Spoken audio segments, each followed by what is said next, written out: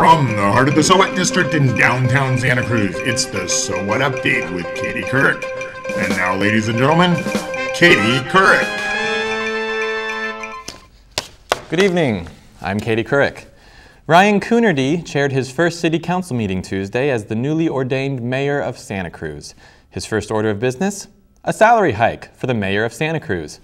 Note how Assistant City Manager Martine Bernal cowers under Ryan's presence. It's recommended that the council adopt the ordinance before you to adjust the salaries. The salaries would increase for council members from $1,000 a month to $1,551.33. And for the mayor, it would go from $2,000 a month to $3,102.66 per month. The raise was a particularly ballsy move by Coonerty, considering he's heir to the $6.5 billion bookshop Santa Cruz dynasty.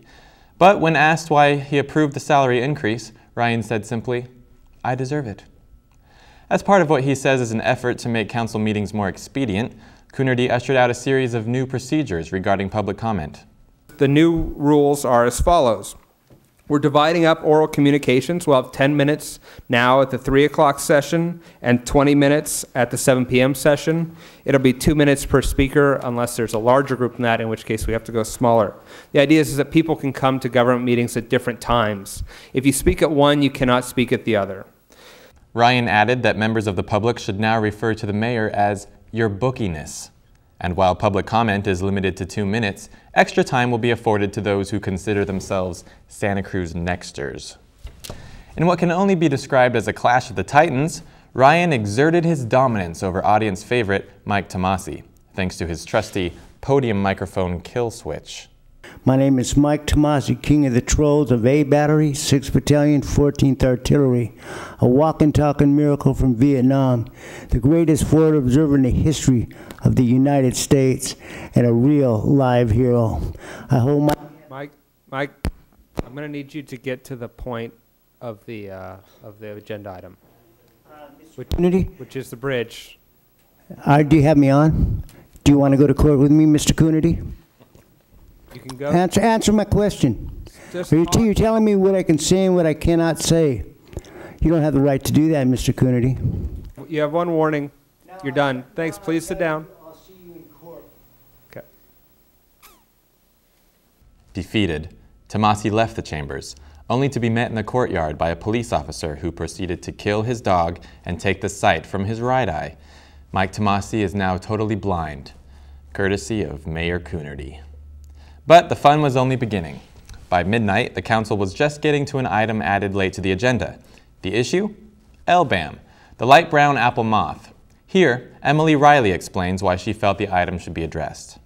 The reason that I made this motion to have this added was because I was told by more than one person, many more people than are here this evening, that they had been advised that a city staff task force would help their efforts to stop the spraying, and that was why it should happen.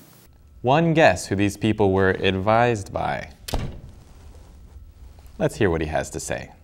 I mean, I propose that we add this item to the December 11th agenda way back before the deadline on I think it was November the 29th, and I was told no. And now we're putting out on the agenda on an emergency basis. Clearly, there's not a lot of folks that I know are interested in this issue. This thing has been sprung on them. I wonder what his bookiness has to say about this. You asked to put this on the December 11th agenda. I said the December 11th agenda was full, which it was. That's why we're here at 12:45 in the night. Then you told all these people to contact me to tell me to put it on the December 11th agenda. That's not true. And so you mobilized community action to ask to be on December 11th agenda.